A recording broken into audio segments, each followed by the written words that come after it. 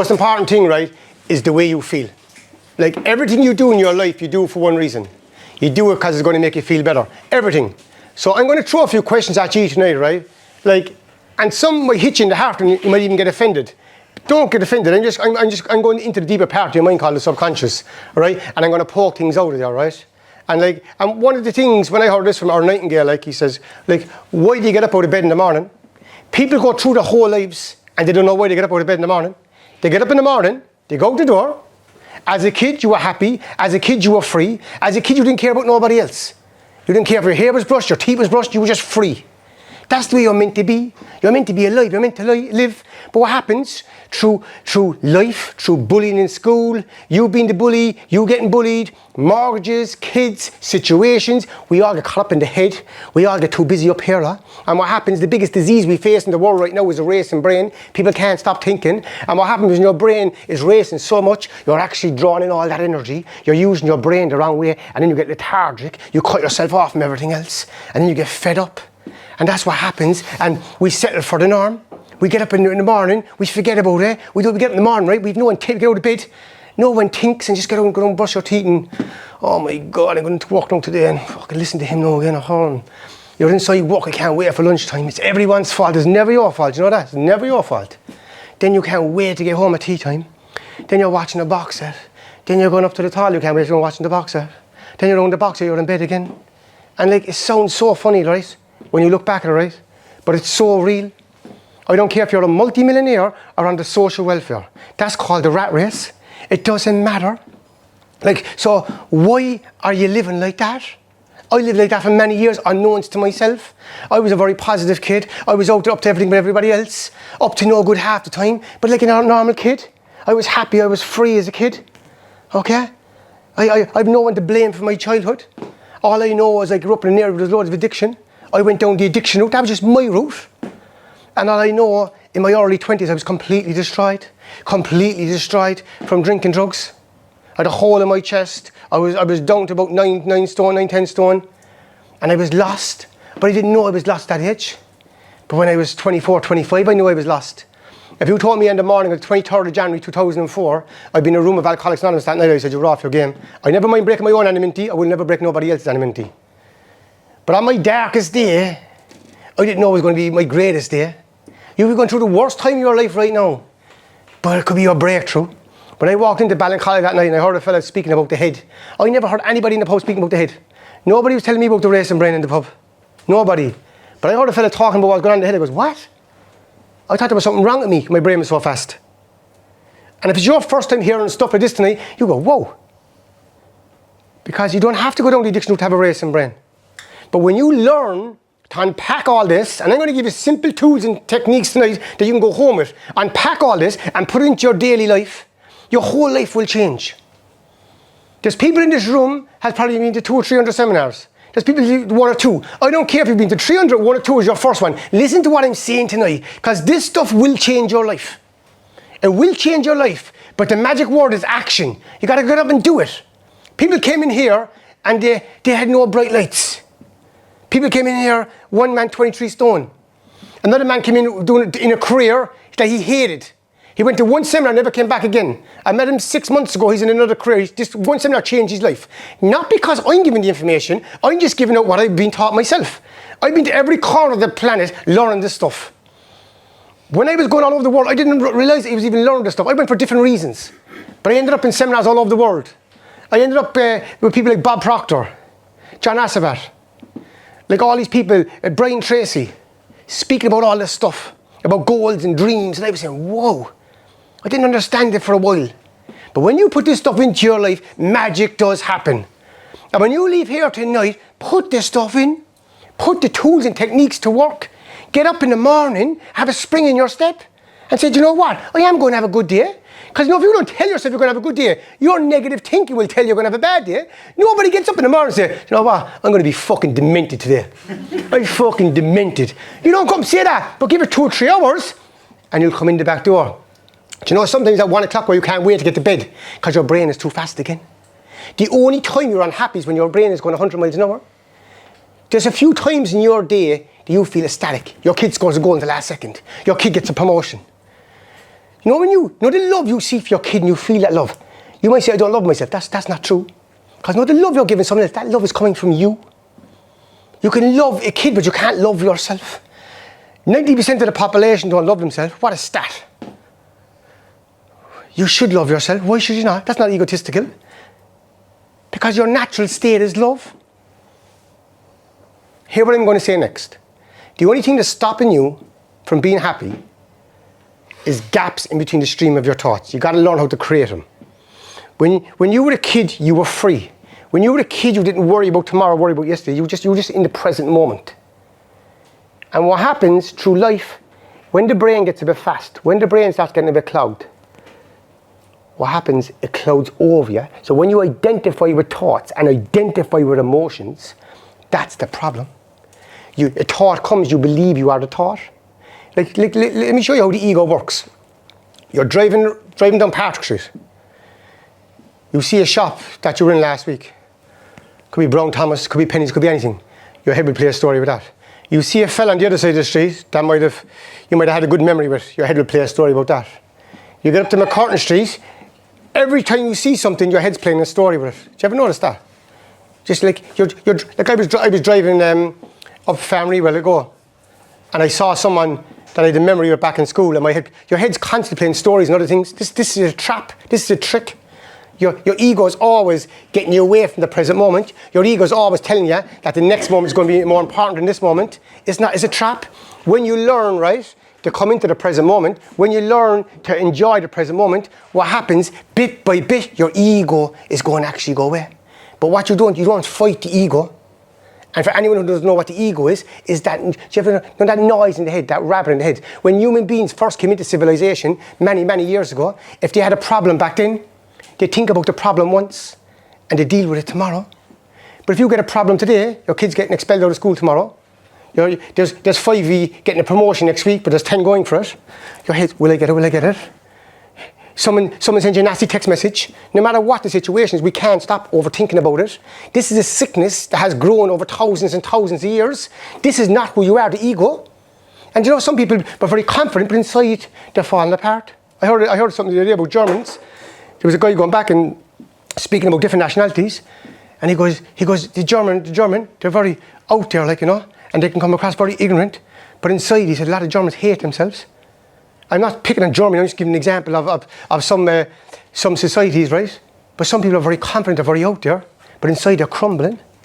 Like, you know, they're inside, like, so I'm asking you tonight, right? Just right now, right? Just pause a second, right? Like, and answer this now yourself. Are you happy with your life? Are you happy with yourself? Just pause and just say, and sometimes you go, what do you mean? Like, just like, are you happy with your life? And some of you might be, but some of you might not be, right? But like, so how do you change that, right? And this is very, very important, right? We have, tonight we have a few different techniques. I have one that I'm going to play in the second part of the seminar. It's a 30-day challenge. And anyone in future, right? What we did before in seminars, we never had any the content. I would just go up and whatever comes. But what we've done now, each seminar, we try to do different content to give people a different flavour. Anybody who wants the content tonight, you don't email us, send us a message on Instagram, only Instagram. And Sinead will pop it in for you, so you have this file. And if you want any of the other files from the other seminars, just ask away. Because all this content is there, right? And there's some very good content tonight. And there's one of them is a 30-day challenge. And I'm going to put it out there tonight. And I want to, if anyone wants to do it, send a message back on Instagram, right? That you're going to do it. And report back to me in 30 days. I'd be very interested to see how many stick with it. Because you can tell these people all day. Some people in this room tonight, their lives are going to change forever. I can promise you that. In 2009, when I came into my first ever seminar up in Limerick, and I heard a guy called Steve McGowan talking about that thoughts are things. Speaking about that, there's thoughts flying across the room right now. Who owns them? I said, this man is fucking mad. What's he talking about? And he says, the thoughts, are they Tommy's thoughts? Are they Roy's thoughts or not? Nobody owns the thoughts here. But the way you feel, they stick onto you. So when you feel good, when you feel vibrant, what happens? You're on a high frequency. What's frequency? As you think thoughts affect the way you feel. And when you're vibrating a high frequency, then you're attracting them thoughts into you. See, thoughts produce frequencies. and that frequency goes out into the universe, then the universe gives you back situations, circumstances and events to match what you're putting out. So when you feel lethargic, when you feel you're not good enough, when you feel you're not worthy, see, that came over time, it's compounded over time. Then them thoughts stick onto you. Then you say, I have no luck. Why do things always go against me? How are you getting on keeping the wolf from the door? Be very careful of the word you speak. The first form of creation is the thought you think. The second form of creation is the word you speak. Every time you speak a word, it echoes off every part of the galaxy. That's the power of your words. The words you've been speaking and the thoughts you've been thinking for the past 3 months is watching your life today. Examine it. Examine it. People say this law of attraction is not working for me. Examine what you're doing. If you're putting out your goals and dreams there, but you're feeling lethargic, you're feeling you're not good enough, how can you close the gap? The number one mistake with the law of attraction is this: it's out in the future. I'm going to be wealthy. I'm going to have a better relationship. I'm going to make more money. You have to be it. You have to be it. You don't get what you want, you get what you are. We're vibrational human beings. There was a discovery done in 1925 that discovered all. It's changed science forever. When they broke down molecules, there was neurons there. When they broke down neurons, it was just energy. We're just energy. We're vibrating here. This is not a physical body. That's not a physical marker. Everything is vibrating. And that was discovered in 1925. It changed the world forever. So you're just a ball of energy. Every sage through the history of time have agreed on one thing. We're a product of our thoughts. That's why it's so important to have goals. You think 90,000 thoughts a day. So if you have a goal and you obsess and think about it, you have to manifest it. But if you're obsessing about lack, if you're obsessing about insecurity, if you're obsessing about it not good enough, then you're going to have that. So why not change it? That's why Rhonda Byrne called The Secret the secret. This stuff has gone on for thousands and thousands of years. There's a lot of brotherhoods in America. Look them up. The Masons and all that. Do you know most of the presidents of the United States have come from the brotherhoods? Look it up. They've been teaching this stuff in their groups for thousands of years and they kept it away from everybody else. This stuff is going on all over the world. But in the last 20 years, there's a shift. This stuff now is coming out and everybody's talking about it. But one thing very important with the law of attraction, before you go there, you got to get the building blocks ready first. It's like building a house. The likes of Eckhart Tolle, the likes of emoji is very important. Understanding what your conscious mind is, understanding what your subconscious mind is. Because if you go out and do the law of attraction without understanding your body, I can promise you will not attract anything else. You won't get it right. And this is why this is very, very important. Very, very important. And before I go into the diagram, a lot of you saw this diagram many times, but listen differently tonight. Before I explain it, I want you now, right, just to think back at the first 7 years of your life. Just think back, keep your eyes open. I know this might get emotional for some people, right? If it does, again, I'm not pointing no person, right? What did you see in the first 7 years? In your house, were you seen? Were you heard? Were you bullied? Were you intimidated? Did your parents tell you you were not good enough? Or did they tell you you were great? Go for your goals, go for your dreams? Did you come from an area of addiction? Did you come from an area with lawyers and doctors? Wherever you came from, you came from. The Jesuits started the Catholic school system. They said, give me a boy for 7 years and I'll give you a man. Look up Bruce Lipton. He explains this better than anybody else. Who else knows about the subconscious mind? This is your subconscious mind, the deeper part of your mind. Coca-Cola, the pharmaceutical industry. I worked for Coca-Cola. Back in 1995, this is up in a course up in Dublin. I went up to that course. Back then I was drinking and smoking and doing whatever. I thought we were all going up for a free weekend drinking. That's what I thought. I was up with my buddy Noel Hartnett and we were up there drinking away, having the laugh. I was only a kid. And there was this Dublin guy I goes, what are you here for, lad? Just to drink. And what I'm saying, like, he wouldn't talk to me for the rest of the weekend, right? Because he was so brainwashed into the belief of the Coca-Cola, that Coca-Cola was good for you. I worked in the company 15 years. Great company to work for, but like, they had everyone believing in the marketing that Coca-Cola was good for you, right? We were out in the field next day, blindfolded, and this time he pushing me, and someone else is catching me. But teamwork, teaching about sales, getting inside the deeper part of your mind. Everybody says, I hate McDonald's. McDonald's is bad for you, but we're all outside the queue waiting for the coffee. Why? Because McDonald's in the advertising. The advertising knows this, get into the subconscious mind.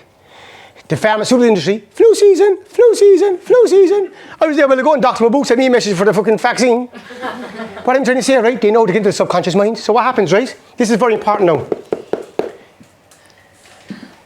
A relative came to me 2 or 3 years ago and said to me that they were an atheist. No, this comes to the story here. And I said, can I ask you a few questions? I said, when you sleep at night, who does your breathing? Don't answer, he says. If you get a cut in the hand, who heals it? I goes, don't answer. I goes, the sun, the star, the moon, the galaxy. Obviously there's a power that operates that. She goes, course there is. I goes, stop there.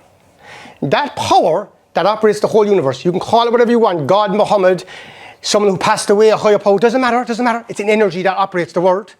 Now this is very important. This is why Abraham Hicks says, it doesn't matter if you're building a button or a castle, it's your belief in it. So what's a belief? A thought you keep thinking. Your subconscious, the deeper part of your mind, is connected to the cosmos that operate the universe. That's why Eckhart Tolle told the story. When he was walking down the road, there was a beggar there. The beggar asked him for money. He says, I'm not going to give you money. He goes, open the box you're sitting on, the gold is in there. We go through our whole lives and we never look within. Everybody in here has won the lottery. The lottery is peace of mind. But you got to look within. You got to go inside and discover who you are. When you discover who you are, a peace that's your natural state is there. What if what I'm saying is true and we all go through our whole lives not living to our full potential? Every single human being has a gift. We're just an animal, we're a creature. We're the first species through the history of time to have a frontal lobe, to have a conscious mind. The animal kingdom before that, they hadn't got the 6 intellectual faculties. That's why Neville Goddard says, imagination is more powerful than knowledge. Sorry, he says about Albert Einstein's most famous statement. Imagination is more powerful than knowledge. So, what is your imagination? Do you know when you were 4 or 5 years of age, when Santa came and you got a doll, or Rambo or Superman, and you actually believed you were a doll? Some people in this room still believe that now. We won't go there, alright? But we stick to this. And like, your imagination can go 60 years forward or 40 years back. We have a gift, it's the imagination. When you have a dream, when you have a vision, when you expand that out into the universe, you got to be able to hold on to it. That's why Einstein also says there's 2 things that's wrong with human beings: weakness of attention and poverty of imagination. You got to change your imagination to one of opportunity. You got to change your imagination like a kid. We see Roy Keane scoring a goal. I remember Ray Houghton, for the people back in the 90s, scoring in the World Cup against Italy. We all believe we were Ray Houghton. Roy Keane scoring, we're out and buzzing. Your kid scores a goal. I was watching my kid today playing football, and he was flying, and I I'd literally jump onto the fucking pitch. I think I am the fucking playing, like. You know what I mean? But he'd be buzzing. You know what I mean? Like if you're boxing, like Roy's doing a fight there, next 2 weeks, you're up there, he's fighting. No, when you're in that buzz, you're in that energy. Is there any negativity there? No, see, because negativity can't survive in a high frequency. When you're in a high frequency, you can't be negative. Conor McGregor, say what you want about him. Look what he said in the UFC. I'm going to be the 2-weight world champion. The Aussies are only a foxy fella from Ireland. They're all laughing at him. Look at him now. They're all laughing over there. I don't condone with some of the stuff he's done, but look at him. He understands law of attraction. Who's his favourite person? Look back at his first ever thing we went to New York. Abraham Hicks. I met his family over there one of the fights, in the Chad Mendes fight, and his sister put him on to Abraham Hicks. That changed his life. He said, if you think it, and you speak it out, it'll come about. Who else knows about it? Muhammad Ali, George Foreman, Boomba, Jim Carrey. He learned in 2nd grade, Jim Carrey. He learned in 2nd grade off an Irish teacher. If you write down your goals, and then make a commitment what you're going to do for that goal. So if you have a goal, I want to make an extra 1,000 a week, or a new car, whatever it is, what are you going to do for that? Make him, I'm going to do it. He said he was going to say the decade of the rosary. That's what he said. And he goes, if I can do this for the rest of my life. He also then went away and put down a check for 10 million, and he cashed it in. He also put down, he was going to be the best actor. Put up there if you want to do it, well go. If you want to put this up, well go. Look at this man, I think we all know this man.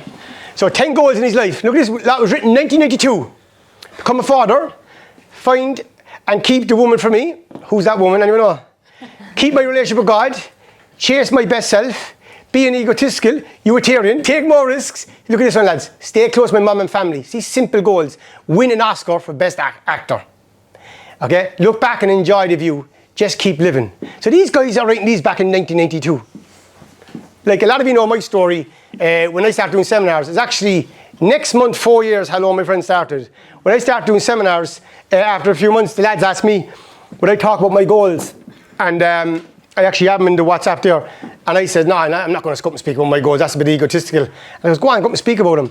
And it's crazy, right? Like, I went away back in 2009 on my first ever seminar, it was Steve McGowan. I'm going to do a segment in a minute on goals, guys, and the partner writing goals. But my first ever seminar, Stevie started talking about these goals and dreams. Like, I know nothing about writing on paper and the power of it. Nobody in the universe knows what happens when you put pen to paper, but all I know, it always works. I wrote down goals on that paper. At that time, financially, in my life, I had nothing, right? Nothing. Barely getting by. I went from a financially good place to losing everything through an investment. And I was up with this thing, writing all these goals down. Some of the lads here were in the room, were up there. And I put it away, I forgot all about it. Back in 2021, early 2021, I was down in Youghal, talking to a family member saying I need 2 very important letters. I was doing the seminar that Wednesday night. I had no segment done yet for my goals. Didn't know what I was going to speak about. I said I'd get ready Monday, Tuesday, whatever. And next thing, they said, it's probably a home in the clutter drawer. There's one house with clutter drawer. I never went near this drawer ever. I opened the drawer, 3 bits of paper fell out, right? Every goal in that bit of paper, every goal, manifested. One of the goals, and I'll share it now, I had a dream, and I didn't know where it came from, was to build a school in Africa, right?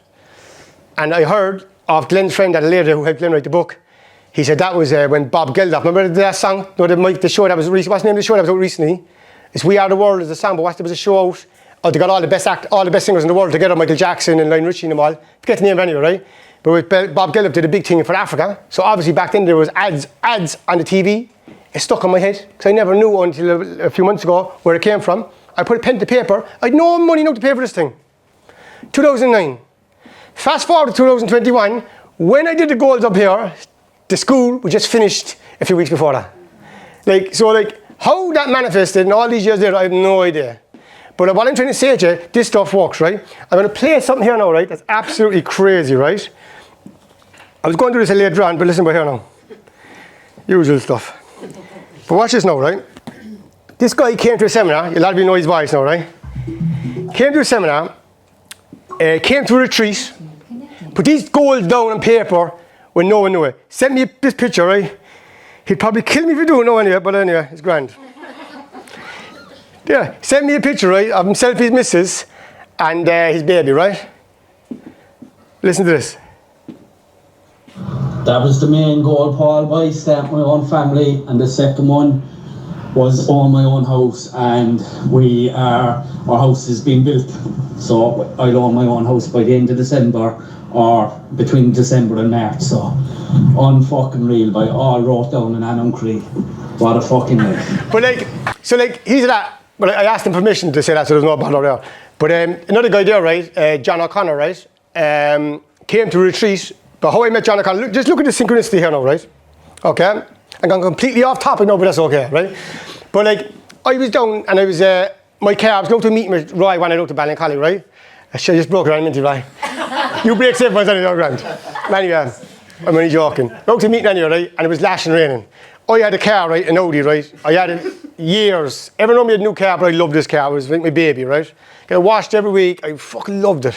Anyway, drove to the car, big flood. Roy goes, will you leave me? Go through it. I was not going through it. It's too big. And one of the lads said, you won't get through it. Anyway, went through it. Car flooded. I was reeking, paying body to death. He was going to move it. Anyway, we got it going, and he goes, it's grand. Just drive out the road and you clear the filter. Out the road, and I wrecked it. Story goes, right? Listen to this now, right? I had no intention of changing my car. Story goes, the car was flooded, back into the shop. I went off, went down to just John O'Connor to get a car. Looked at the car anyway, liked the car. Next thing, John goes to me inside the car. He'd no interest now after selling the car to me, right? That was it. He goes, come back down in a month and I'll show you how the car works, because get used to it. Back down a month later, hey John, Paul outside, come out to me. I can't, I'm selling the car, I can't come out to you. I goes, John, come out to me and show me the car. Waited for me anyway. He came out 10 minutes later. He goes, she's inside. He spent an hour in the car with me, and he goes to me, you do the seminars? So I thought he was on about the office seminars. So I goes, yeah, tell him about the office seminars. No, boy, you do the seminars online for crypto? I goes, oh yeah, that was a different life. I says, but the moral of the story goes this, right? He ended up, he goes, ring me for the next seminar. Next time there's a seminar on, I ring him. He goes, I'm on the plane to Ibiza. He goes, I'll get the next one. We came back, right? We ended up being great friends, right? Come back to the seminar, great friends. I got a phone call in the meantime. There's a mistake, my car wasn't flooded at all. I go, after you get another car, I can't do anything about it, right? But look at the coincidence, the synchronicity of this, right? He came up to a retreat with his buddy Mike Maloney. Came up to a retreat, never around this information before. Mike Maloney put down pen to paper, a goal to start a family and get married. Mike was meant to be here tonight. Mike has done that, and now he's getting married. He's getting married next few months. John put down pen to paper about, and he put his testimonial up, so I'm not breaking anything here, about a property and loads of other stuff, crazy stuff, right? Got them all, right? But he put one goal down. He was the main guy in BMW, right? Salesman. There was another company called Car Store, but to be the main man at Car Store, you have to be in the trade over 20 years. You get there later in life. He sent me a message 2 months later. He goes, "You're not going to believe this. I wasn't ready for this goal. They're after offering me the main position in Car Store." He goes, "I put that down in pen to paper." What I'm trying to say to you, when you put goals and down in pen to paper, when you do it in a high frequency, when you do it when you're buzzing, magic happens. This stuff is magic. We're living in a magic universe, and a lot of us don't tap into the magic. There's a lot of young people here tonight. Your whole lives will change. You put this into work, but it doesn't matter what age you are. We even met Tony Mayer, who always comes. A lot of you know his story where he's done at 76 years of age. My dad never in the gym in his life, always trained in sports up to 40, but never did the gym. Back then the gym wasn't a big thing. He saw what Tony Mayer done, that inspired him. So when I hear people saying, "I've no goals and dreams," I say, why not? Why not tap into the magic? If there's €1 million over there, would you go and get it? Of course you would. Well, it's there, but you have to go and do it. Just take the action.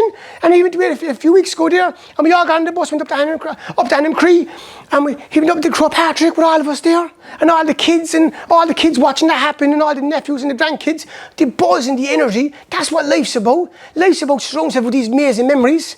Lindsay in the back there, she'd probably kill me, but down the goal the other day to start her own product, and she started her own product. She put pen to paper. She put down another few now, but I won't see them tonight, Lindsay. There for a retreat. But but you know what I mean? Like, what I'm trying to say is, like, she put it on pen to paper. This stuff works all the time. All the time. But the question is, will you go home tonight and put it on pen to paper? Your goals and dreams. Why not? Why not put it? So when you go back here, right, examine what happened to your life in the first 7 years. Examine what happened. And what happens, a lot of people, right, they were told by their parents, "He's shy." You go through your whole life believing you're shy. He's not good enough. And there's no fault of your parents. When you know better, you do better. From 1922 to 1992, Ireland was the worst performing country in the Western world. A lot of our parents and grandparents grew up with absolutely nothing. Ireland was the place in the whole world that everyone avoided. Do you know from Independence Day to the end of World War II, 2 out of every 3 left this country. Do you know that stat? I heard it the other day. 2 out of every 3 left. Pete, that's why Ireland is so popular around the world, because everybody left, went all over the world, because there was nothing here. But you know, since 1992 to now, we're the best performing country in the Western world. The best. There's jobs there for everyone if you want it. We're living in an amazing country with amazing possibilities. There's so much opportunity out there in the world. In the last 100 years, look what they've done. Technology has advanced so much. Don't focus on the problems. AI is coming, it's going to take over. Don't focus on the solution. Look at all the opportunities. Who would have thought 10 years ago the podcast would be big now? See, opportunities arise out of all this stuff. Look at all influence online. There's so much opportunity. Like back in the Industrial Revolution, there's so much stuff come, but we're so scared of change. You know, back even when the sewing machine came in, the women said, "What are we going to do?" With the advancements, there's always new opportunities arise. I'm not saying some industries will close, of course they will. When cars came on first, everyone complained about them. Remember when the phone came out first, the phone ringing, you run down oh, Jesus Christ. A big huge phone, you'd be embarrassed. I remember going down that machine, run down the alleyway, "Hello?" Big donkey of a thing. I remember when the internet came out, my friends and me and Coca-Cola said to me, and everybody said to me, "You can do emails now." I said, "What do I want to email someone? I just pick up the phone and ring them." No, you can't live without emails. The computer's going to take over the world. Technology is bad for you. Technology is bad for you when you do it too much. Food is bad for when you have too much. Everything is bad and too much. Moderation. Without technology, none of us would be here tonight. Because I wouldn't have heard Eckhart Tolle talking about the power now, or Moji. Look at the goodness in the world. Look at the opportunity. Now AI is coming. Is it going to disrupt the world? Of course it is. But I can tell you one thing, it's going to transform the world. There's going to be more opportunities born out of AI than you can ever imagine. Remember when Bitcoin came out, people told me, "Stay away, it's this and that's a scam," all this stuff. I go, "That's your opinion." In 2015, when nobody would touch it, I went to Portugal, spent 8 days with my mentor. He taught me everything about this thing. I came back into this country telling everything about cryptocurrency. You know, you could be involved in 100 deals, get 99 right, get one wrong, they all talk about the wrong one, and they're still talking about it. And there's another fucking keep going. So it just depends on you, like where you want to be, what you want to go after. I came back to the European tour when Ethereum was 650. I never told no one what to buy or what to sell. But I said this thing is going to be the next, it's the third generation of cryptocurrency. I was telling everybody about it. I was telling everybody about Bitcoin when it was $550 and it went down to 170. Everyone said they got caught. Then it went from 170, I go, it'll be 10,000 in 3 years' time, I bet you. It went to 20,000. Then it went to 60, you're a hero. It went to 10, it's a scam. It's gone back to, it's crazy. But everyone have an opinion. Everyone have an opinion. You know the stock market, where all the wealthiest people in the world are. No, since the stock market came out in the 70s, no, over 90% of companies have gone to zero. They don't talk about that stuff. Everything's a risk. Going out the door's a risk in the morning. But it's your perception. One of your intellectual factors is your perception. You could look at a match tomorrow. Liverpool play Man United. Demi might say Liverpool play better. I say Man United play better. It's your perception. That's another intellectual faculty you have. Reason, will. But the imagination is the key to everything. And we're the first species to have a conscious mind. No other species before us has a conscious mind. And the most important intellectual faculty is your imagination. Learn to dream, learn to go wild. And get up in the morning and play make-believe games with it. If you have a goal, this is the key for the goal. You got to prepare for the goal. What was the girl here from Ballincollig a few weeks ago? The one out there that met Joe in the window. She's up in the, what's her name? Anyway, she had this goal, right? Joe met her. Oh, and it's up on the social media channel now, right? Again, Joe met her. And he goes, Charlie, here, this one. Next thing, she was at a seminar. She heard something online anyway, one of the seminars. And there was a house down the road. And she was going down to the house every day. She didn't own the house or anything like that. But she was down to the house talking to everyone. Everyone thought she was gone mad. Because the house wasn't hers. She got a phone call a few weeks later and she got the house. You got to play make-believe games. You got to prepare the house before the house comes. If you're driving a Ford Fiesta and you want to be driving a Mercedes, right? This is key. You have to love the Ford Fiesta. You got to fall in love with what you have. If you focus on not having it, you can't get it. If you want to be in a better relationship in your life, you can't complain about the one you're in. You got to fall in love with the relationship. You want to get to the other one. If you want more money, you got to beat money. You got to have in your mind you're spending at the ATM machine. I say this with experience. I've made it and lost it so many times. I went from here to here so many times. But you don't give up. You don't give up no matter what. You keep on going. You keep getting back up. And when your back is to the wall, that's when you get stronger. My mum always said to me, a bit of common sense and a bit of drive, you go all the way. You go all the way, but you got to believe in yourself. Is there days you're going to be on the floor? Is there days you're going to feel like giving up? Is there days you're going to stay underneath the covers? Absolutely. Absolutely. And your journey is your journey. My journey is my journey. You got to do what you got to do. But the most important, get up in the morning and enjoy your day. Enjoy the moment. Get up and talk to people. And when you look at somebody, or you hold somebody in your attention, and you're shining love on them, no matter where they are in the world, you know you're helping them. So be very careful putting negativity on people, because that negativity comes straight back on you. When you're hating on someone else, you're hating on yourself. If you go down the road tonight, and someone breaks a red light, and you start shouting and roaring at someone, they go into their kid and give their kid a smack and putting their anger on their kid or shout at them. You know that anger has to come back to you. It's a universal law. It's called cause and effect. Abraham Hicks wrote a whole book in it, asking it is given. So whatever you put out comes back, universal laws. Another law called a Titan law. If you give away 10% of your wealth each week, 100 times more has to come back. Andrew Carnegie, the richest man in the world, wrote a whole book in it, Think and Grow Rich. He got Napoleon Hill, a Scottish man, to dedicate 25 years of his life to studying the 500 most successful men of all time. What I learned recently, he never actually backed him in the end with the money. And Napoleon Hill had to get investors from someone else. I never knew that. See, constantly learning, constantly going out there, constantly improving your skill set. And I don't even mean a skill set in this, but your knowledge in everything. Don't ever settle for where you are. Like, you know what I mean? But accept where you are. Always have a vision and always expand the vision. And when you're expanding that vision and having that freedom, it's brilliant. No, if we were all going to Spain tomorrow morning, we'd be all bunks out of bed. Yeah. Why can't you go to bed of that every morning? The last 10 minutes before you go to sleep is the most important 10 minutes of the day. It's called theta frequency. Another word for theta frequency called hypnosis. That's why hypnosis is so powerful. When you go into a theta frequency, that's why Bob Proctor says, if you want your goals to come true, relax your mind with your breathing, hold your vision. When you do with a relaxed mind, what happens then? Your subconscious opens with a relaxed mind. Because after 7 or 8 years, what happens? Your subconscious closed. That's why they say, well, you go, give me a boy for 7 years and I give you a man. So whatever you grew up and whatever you heard for the first 7 or 8 years, I bet you if you go back and pick a kid in your class at 8 years of age and talk to them in their 40, I bet you they're the same personality. I bet you. Like there's placebo's done now with this over and over and again, proving this point here. But the good news is this, there's 3 ways to change your subconscious. Bob Proctor calls it your program. You're living on programs. And 95% of the days, you ever drive a car and you get to the destination, you go, how did I get here? That's why people hate long roads, they're exhausted from thinking. When last you sit down at home, I always do this, when last you sit down at home for 10 minutes and on your own with the lights off? Think about it now, when last you do it? Without going for the phone or going for something. Somebody come in and say, who's that passing away? Say, no, but I'm just living the dream. We don't do it. We don't do it.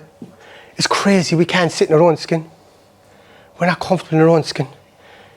And I have to do it myself. I have to put away the phone, put away everything, just relax. You have to practice it because we're creatures of habit. We're animals, like. We want to go all the time.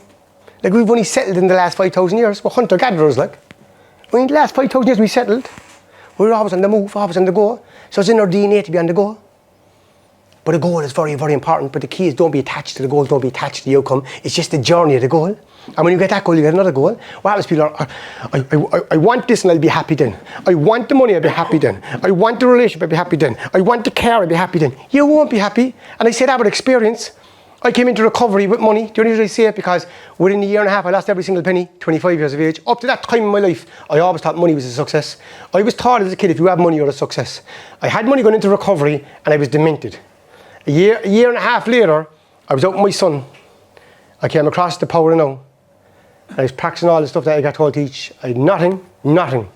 I was behind my mortgage and I lost my home, could barely put bread on the table. And I was happy. I was, Jesus, tonight I says, happiness is an inside job. What a revelation in my life. I know from that day to this day, I've never forgot that. I've never forgot the happiness. The money's handy to pay the bills, I'm not saying that. But happiness is an inside job. Get the inside right. And everything will fall into place. This is a small bit deeper here now, right?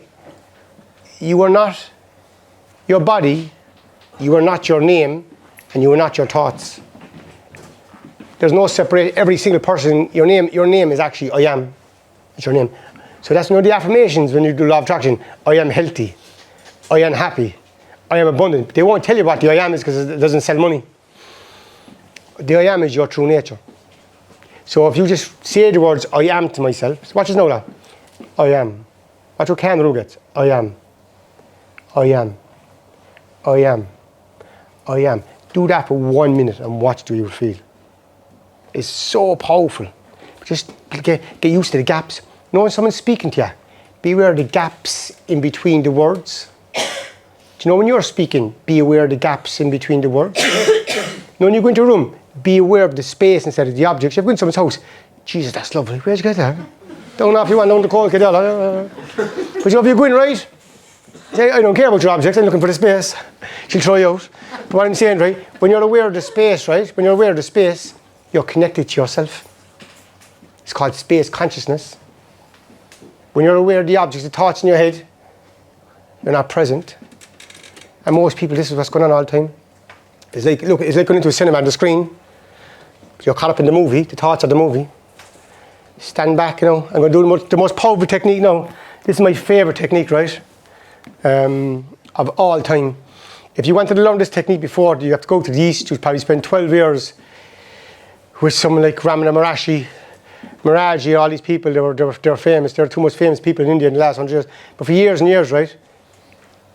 You have to, before they teach this technique, you have to do years of, do you ever look at like Karate Kid? It sounds funny, wax on, wax off, and movements like that. Like, they teach you all the basics first for years, to discipline your mind, go out and clean out the front every day. You're doing the same movement, they're trying to still the mind, see?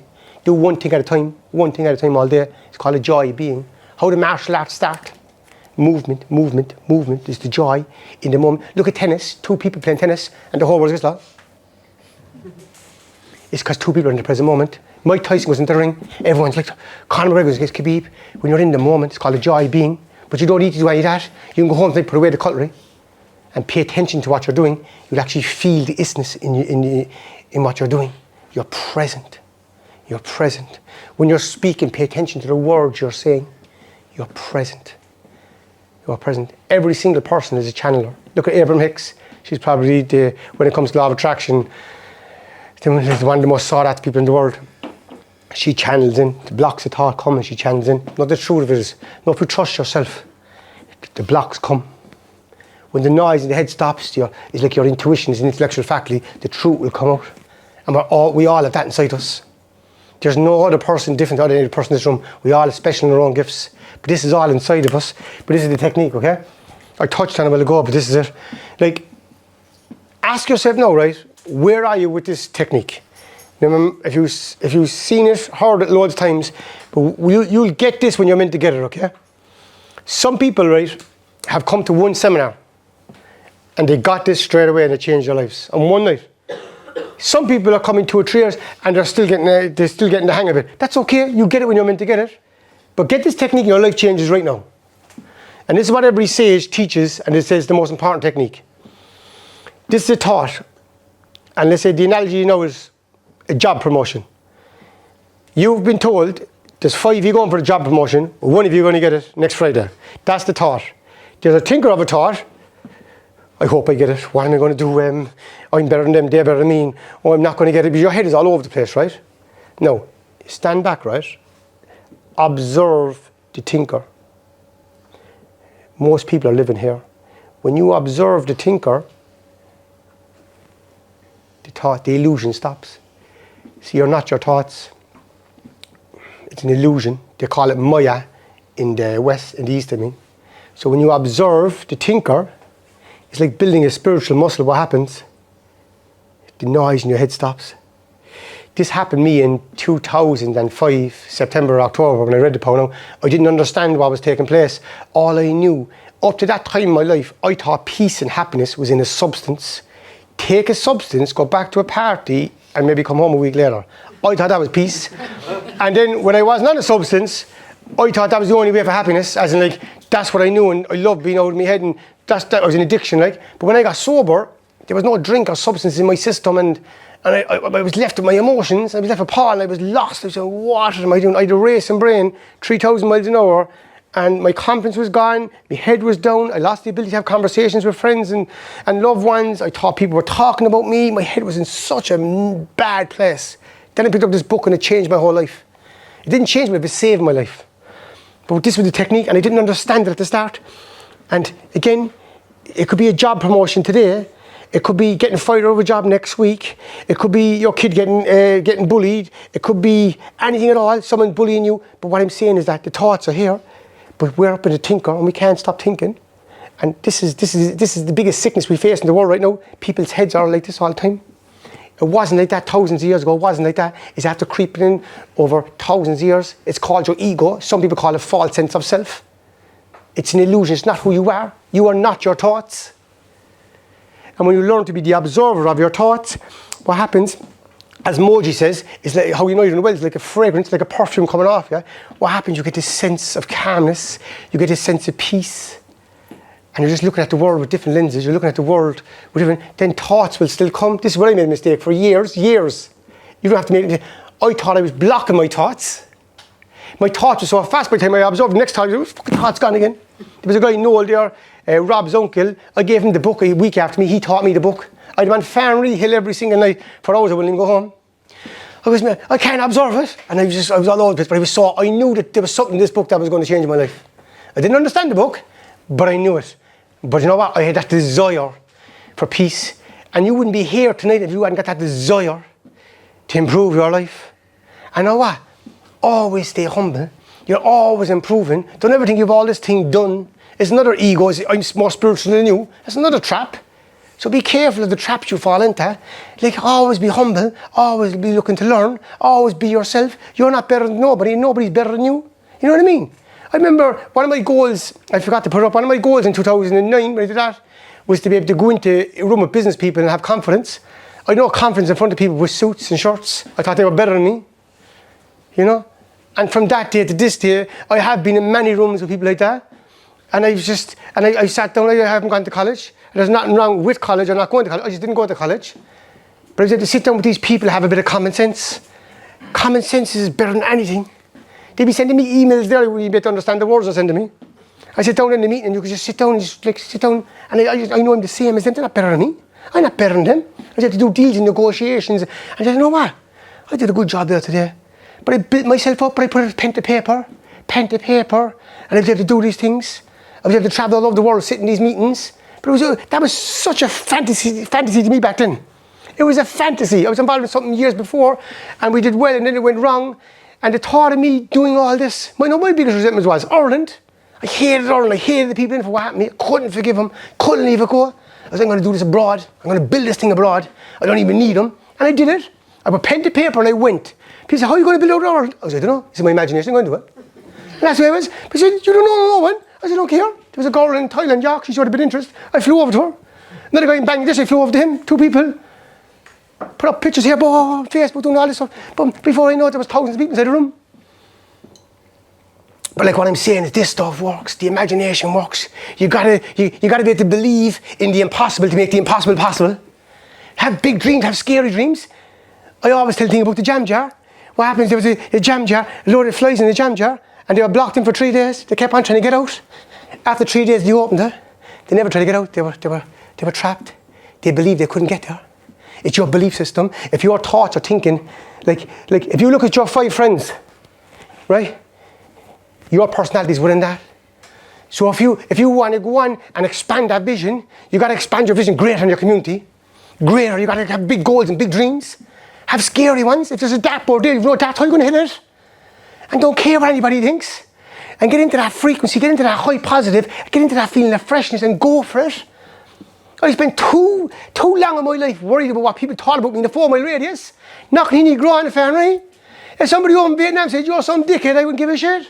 If somebody does it, they don't grow on me, said, what are you talking about? It's crazy, like, who cares what someone thinks about you?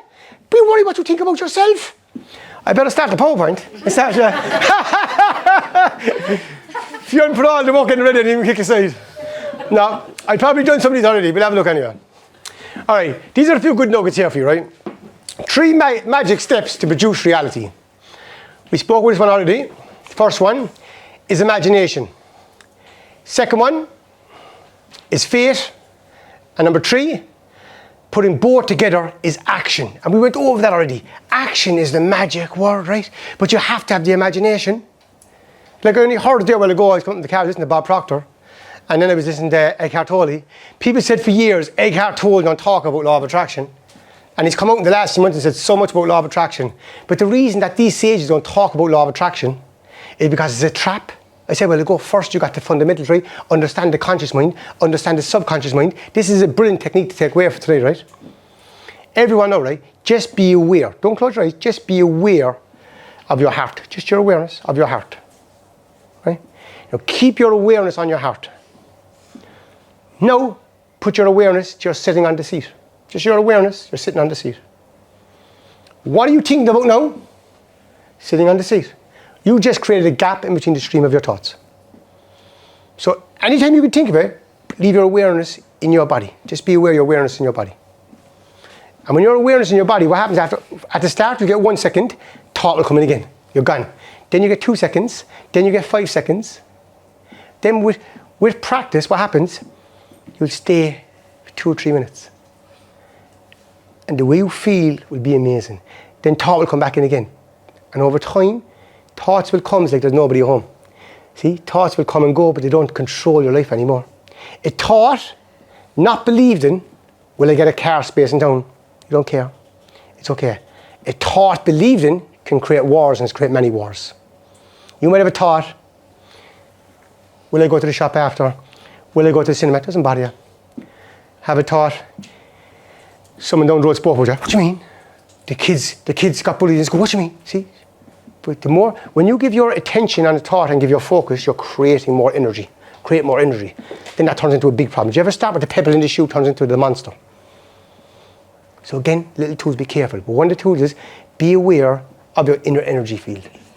And every time you think of it, if you're talking to someone tomorrow, do you ever talk to someone and you look them in the eye and you leave them and you say, do you know what? Fuck, he really listened to me, or she really listened to me.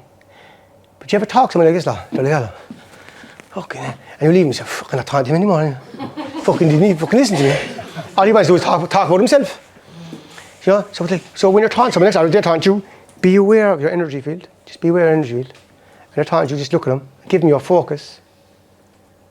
And then when you're talking, pay attention to the words you're speaking. That's such a powerful technique there now. Next one there. I better put this down. So okay, I spoke already, the building blocks of thought. So I said thoughts are like units, right? They're like units, right? And what happens when they come into your head, right? The longer you focus on a thought, the more power you're going to have to bring that thought into your life. The longer you focus on it. If thoughts come in and they're scatty, they're going everywhere. how do you expect to attract it in your life? That's why Einstein says weakness of attention is the problem. So that's why I'm saying when you become the observer of thoughts, what happens is that no thoughts no longer control you. And then if you want a goal and you focus on a thought, and you can focus on a thought for 5 to 10 minutes, that has to manifest in your life. It's a universal law, the law of attraction. It works 24 hours a day, whether you like it or not. Go on to the next one. The difference between affirmations and incantations. This is a powerful one here, okay? So, 3 ways here, right, to get through to the subconscious mind. One is a story you tell yourself. So, if you're feeding your conscious mind, I'm not good enough, I can't do this, he said this and she said that. That's your program here, right? So your program here in the deeper part of your mind is controlling everything in your life. It's your habits, it's your belief system. So how do you change that? You have a conscious mind, so, okay? So you can think, you can dream. Tell yourself, you know what, today is going to be a great day. You know what, I can't wait to see I meet today. You know what, I get up in the morning, I'm going to look at the world, I'm going to see the opportunity. Get out that door, right, and see everything, and have a smile. Get into the car and say to people, throw on your favourite song and start shouting and roaring. Who cares what anybody else thinks? Don't worry about them. But when you get into that high positive, when you feel great, you feel frisky, for the next 3 hours you're going to feel absolutely fantastic. Some people mightn't like that. Go for a walk with a dog. I like to go to the gym, hitting the pads, shouting and roaring about my goals and dreams, and putting it in, because the second way to get through the subconscious is shock. You got to shock the subconscious. That's when we do retreats and goals. When it comes to the 3rd day or the 4th day of goals, people are shouting and screaming their goals through. You would say, they look absolutely crazy. When Stevie had this years ago, I said, oh my God, this fella's off his game. I was just 6 months later looking at all of them, because they all have to come through. But you have to shock it, because when you shock the subconscious, it goes through to the deeper part of your mind. And when it goes through the deeper part of your mind, then that's your new program. You got to get out the dust whips. You got to cleanse yourself of all that fear, all that negativity. And the way you do it is the story you tell yourself. And the shock. Now up here, what's an affirmation? I am happy. I am healthy. I am going to have a good day. It's an affirmation. What's an incantation? I am fucking happy. Today is going to be a great day. I can't wait to see what happens today. Why does life always work out for me? The universe is amazing. Look, everything works out for me. This is so easy. Money just pops out of the sky. Fucking hell, this thing is fucking brilliant. Keep it coming. I love my life. Life is fantastic. See what happens now? You're getting into that momentum. When you get to that momentum, you just keep on going and don't worry about anybody else. Don't pass. You know she'll be locked up after. But do it out in your shit. Do it in your car. Get into that place. Get into that freedom. When I was doing these seminars for ages, people were doing this all the time. Ask yourself the question now, how many times a day did you do this? Did you do it in the last 6 months, last year? How do you expect it to come through? You got to shock it. You got to get into it. Like in sports, they do this, but they don't even know they're doing it. Kilkenny are playing cock and the all fighting. They're inside and they're smacking each other to hurry before they go on the pitch, getting themselves up into that place. Like going into a boxing final. Do you ever see Thai boxers shin on shin? Not even hurting each other at the start, because they're in a high vibration, high frequency. We go to retreats, we walk over glass. This glass is out of a pub. Nobody just throw it on the floor. Nobody puts it down. And we all walk over and that one person gets cut. Why? High frequency. One guy, Steve Mannix, I'm going mad now, we're not in line. A heavyweight boxer started laughing. What are you doing if he got cut? He laughed and he got cut. We had to cut the recording. We walked over coal, a few 100 degrees, right? We've done this since 2009 on every single retreat. Nobody have got burnt. I brought them all down to the Black Market when I did a big event, right? I said, nobody gets burnt, nobody gets burnt. We did it for about 100 people. But see what happens, right? There was too many people. You have to get up into a high frequency. You show, what you do now when you're going over these things, you have your goals and dreams, and you're throwing it over the fire, or else you might do forgiveness, throw it over the fire. But when you're going over this now, right, you're like fucking, you're shouting and screaming, you're buzzing, the energy's flowing, you think you can take on the world, and there's no way. But if you go over the coil, it's like, oh Jesus Christ, amen. So we would do it, right? I remember a few people, there's some in the room now, we're not going to call them out. They sent me their feet the next morning.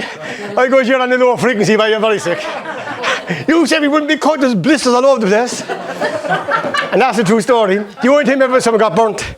But that's what I'm saying, incantations, shocking the subconscious is so important. If you want your goals to come true, you got to marry thought with emotion. That's the key. Neville Goddard said feeling is the secret. So when you bring thought with emotion, your goals will come true. They'll manifest way faster. But you got to do that. And you say to me, I'm not going to fucking do that. You can do it in the fucking bathroom. You can do it at home. You can do it in the morning. You can go into the gym, right? You don't have to start jumping around the plant and doing all this fucking mad stuff, right? Just on the headphones, and you just get into the groove of it and get into put on your favourite song. I can promise you, right? This stuff in the morning, like it's like an insurance policy for the next 3 hours. You're going to feel absolutely fantastic. No, don't do it at 10 o'clock at night. All right? Because when you do it late at night, you won't sleep for the night. We went to a retreat with Stevie a few years ago. He had us doing goals and dreams at 11 o'clock on Saturday night. We all came Sunday, not one person slept. So don't do it at night time. But it's very powerful. Well, that's the next one, Fionn. So, okay, there's a study done, right? And all this stuff I'm speaking about is online. So they got a load of rats, put them into a cage. Every time the rats left the cage, they got shocked. So after a few days, what to do? Conditioning. They stayed, they would not go anymore. These rats went on to have baby rats. They never shocked these rats. They put them in the cage, they never tried to move. So what's that mean to you and me? Stuff comes down from generational. There's generational pain. My business partner for many years was in Poland. And I can say this now because I'm not being recorded online, right? As well. It's going up on YouTube, we cut this bit. But what I'm saying, because some people get sensitive with countries and stuff like that, but what I'm saying, this is a true story because my business partner was in Poland, okay? And a good friend of mine. If I mentioned Germany in a group of these guys, like I was over there for years, I never see one argument, I see no fights, no nothing, and these guys love their vodka, they go out and they have a good night, heavy drinkers, but like they were very good people. If you mention the name Germany, you want to see their eyes the way it changes. And that's back from the war, what happened in the Holocaust and stuff like that, right? I went to a lot of places around the world in different nationalities, and like you want to see, like we were in Belarus a lot of times, other places, you want to see the pain in these people's eyes from the trauma that they've been through. You know, and that trauma is carried on through other generations and generations and generations. They say it goes down 7 generations. Who knows how many generations? I don't know. All I know is you take on trauma from your parents and the grandparents and stuff like that. But this is where you can break that lineage. You can break that trauma. You can break it. You can break it by bringing this stuff to your kids. Telling your kids, you know what? Go for your goals. Go for your dreams. Will you get it perfect? Absolutely not. But go for it. We do it with our kids all the time. Like I go to bed, do they get it perfect? No, kids are kids. There's kids in the room tonight. There's Demi, 12, 13. There's a, what's your daughter's name again? Chloe. Chloe's a legend at the back, she's 12. Give Chloe a round of applause.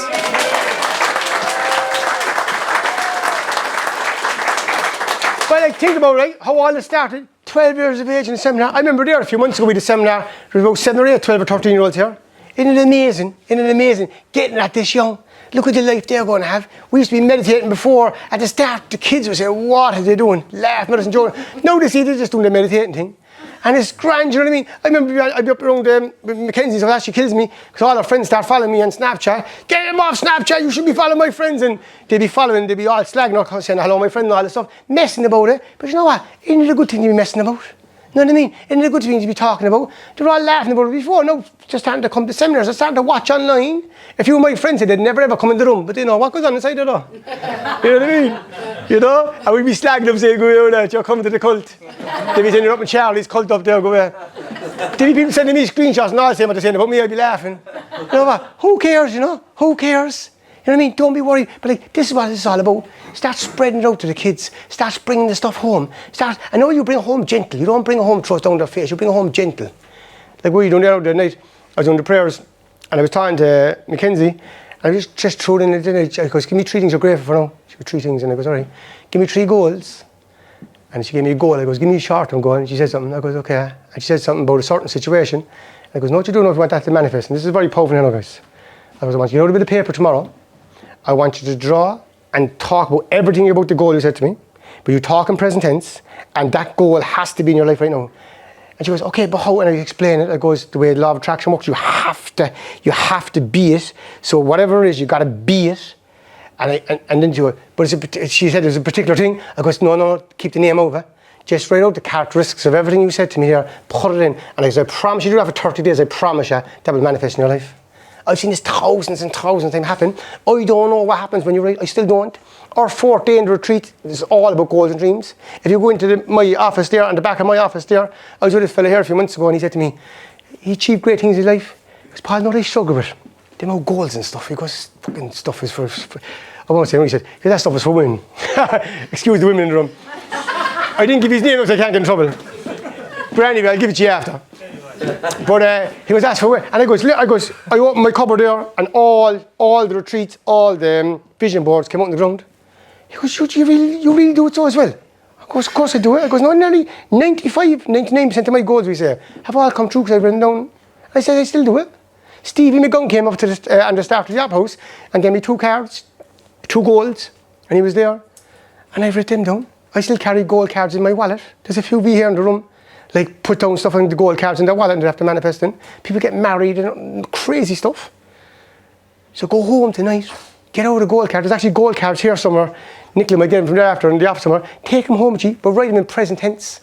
This already after happening. And don't have your gold card in the wallet where you're never going to see it. Have it in the front of the wallet where you're going to see it, but see it every day. And this is very important. Touch the gold card. Your senses are very important. See it, taste it, smell it, touch it. It sends a signal to the brain. Very, very important. And that brings us to the next one, which I've already spoke about, which is goal cards and vision boards. The power of it. I did that one a while ago. You have to prepare your desire first in order to receive it. This is a brilliant one. Ask better questions. So what questions have you been asking yourself for the past few months, few years? How am I going to get out of this one? What did I do? Jesus Christ, I'm here again. We're asking all the wrong questions. Change what you're asking. Like, remember there's a power, right? Just understand there's a power. What did Michael Beckwith do? He invites it in every morning. He calls these spirit guides. Do whatever you want. And he asks, like, show me how to be a better person. Help me in this situation. Show me what I can do here. How can I be a better father? Remember I said a while ago, whatever you ask the universe, you have to get the answer back. You have to. So ask a different question. What can I do today to be a better person? How can I improve my business? And when you ask, just pause. And this is the key now in law of attraction. What Eckhart Tolle says, when you say a prayer, you got to have faith, you got to believe it's already after manifesting. He said you can read thousands and thousands of books, go to thousands and thousands of seminars, and that's the answer. And we hear that in church for how many years? Ask, have faith, believe it's after happening already. So whatever you ask for, you don't take score the next week. How about this one with the goals? You have a goal, right? It's your job to plant the seed. I'm going to make a $5 next week. No problem. I'm going to lose 2 pounds. No problem. I'm going to try to change my eating habits. No problem. I'm going to lose 4 stone. Oh, Jesus Christ, I can't. I keep on to that one. I'm going to change the car. No. I'm going to ask him out or her out on a date. Oh, no. See that? If you don't leave it go, it's not your job when it manifests. This is something I got wrong for years and years. It's not your job, but when you leave it go, you got to trust the universe. It's already after manifesting, and that can be the hardest part. Years ago, when I lost every single penny, and only a few years ago, I was 37 years of age. Again, like I was saying, I know all these tools, all these techniques. I just made a bad investment. You're not excused from life. 5% of the day I believed I had my goals and dreams. 95% of the day I goes, how am I going to pay the mortgage? What am I going to do? How am I going to put food on the table? I have 4 kids, I was demented. Then 10% of the day I believed in it. Then 15%. Then 20%. Then I work myself up there. See, momentum. The most important time of the day is momentum is in the morning when you get up out of bed. When you get up out of bed and tell yourself you're going to have a good day. Then 51% of the day, this is where everything changes. You believe you're going to have it. Then 60% of the day. Then 80% of the day. Then the universe will show things up in your life. It has to match what you're putting out there. Then you get little victories. Then little things happen. Then synchronicities happen. Nobody in the world can tell me this stuff doesn't work. My belief in the law of attraction is insane. And when my back is to the wall, that's when it comes out more. Nobody can tell me it doesn't work. I know this stuff works all the time. And some things show up in my life. I only said to my sister today, how do I attract this stuff? Because it wasn't something good. So how do I attract this stuff? Then she gave me back a message going like this, no, but this is why. I was all right. You know, so I don't like everything that shows up in my life either. But then sometimes there's a lesson in it. There's a lesson in it. I have to take score myself and say, right, maybe this is the reason. Maybe down the line I'll see the reason why this has to happen, you know. But sometimes when you're in the midst of it, you can't see the light. You can't see light. So ask yourself better questions is so important. Now, this is very powerful here, right? never give up, right? I'm going to tell a story about myself, right? That happened to me a few years ago. And when I say this story, I want you to think of a time in your life right now where you felt like giving up. Because the story I'm saying is for you. And it will bring you back to a time in your life. Maybe it was a dark time and you couldn't see the wood. You couldn't see the wood from the trees. You couldn't see any bright lights. There was a time there a few years ago. It was back in 2000. It would have been January 2016. Mickey, you would have been with me. We were over in, I think it was Hong Kong. We worked with this company. We spent a long time trying to get this company to a certain place. Everyone said it wouldn't work. Everybody online says you're wasting your time. I mean, we, like, world tour after world tour after world tour. Like, spent a few years, like 2 weeks of world tour after world tour. And we put a lot of work in getting this company right. And next thing we came to it, and something happened to the software. It was called React.js.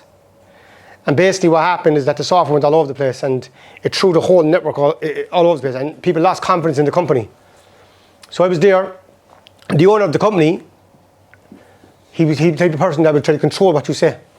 So sometimes when he was in present, I'd have to be careful what I say. But when I was on my world tours, he wanted, I could say what I want and just go over it. And like I knew how to sell and I knew how to network and I knew what to say and how to get to places. But he wanted to do it in a different way, like a fintech way, and put all these words on it and do it this way. And I said, you're missing the ethos of the company, how we built it. So I went up to him. I had all the leaders saying they're done. So they were making a stand. On stage, they were leaving the company. Now this would have cost us, oh my God, so much money, so much hard work, and it was the biggest chance we had in our career to do something. And I was, leave me speak. And up on stage, and I spoke like about leadership. I spoke like I never spoke before on stage in my life. And I spoke about not giving up. I spoke about, like, be here, stick together. I said, we are like a family, what we've done in the past while. Because we came from another company, we've all come together in this company. Because we have an opportunity here to do the first thing in cryptocurrency that has never, ever been done before. Because if you leave now, I goes, look what you're leaving behind. It's very easy to leave when things are not looking good. So in your life, now, maybe now is the time. In your life, when things are not looking good and things fall apart, that's when you give up.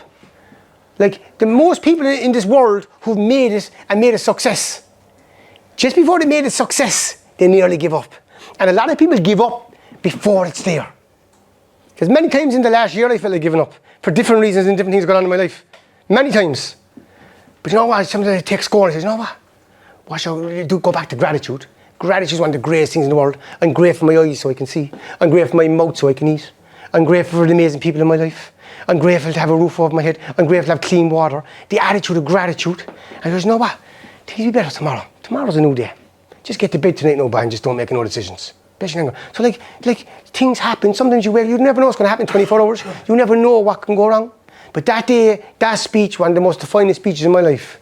Every single leader, bar none, went up on stage and changed the speech. That company went on 2 months later. We had the vice president of all of our commercials on the stage. We had St. Luke's, the PR marketing for Heineken, on the stage. We had the biggest oil importer in the world on stage.